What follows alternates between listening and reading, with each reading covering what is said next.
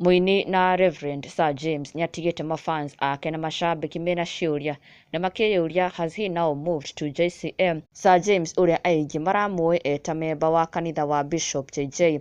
This Sunday he was spotted by the fans attendete kanitha wa JCM.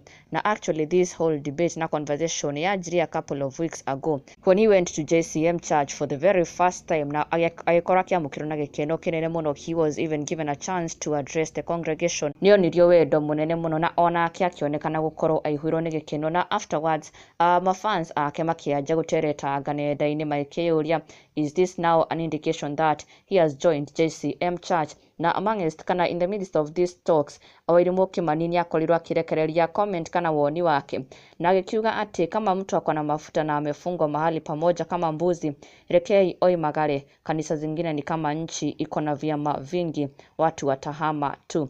Na Sir James ni akorirwo akirespond na agikimuria woima nako we riu, nake Wairimu Kimani akimucokeria na ukimwira nie njaragia matarigiji. Na to this Sir James responded na kuga hau ni hega biu, faith and doctrine is rotational.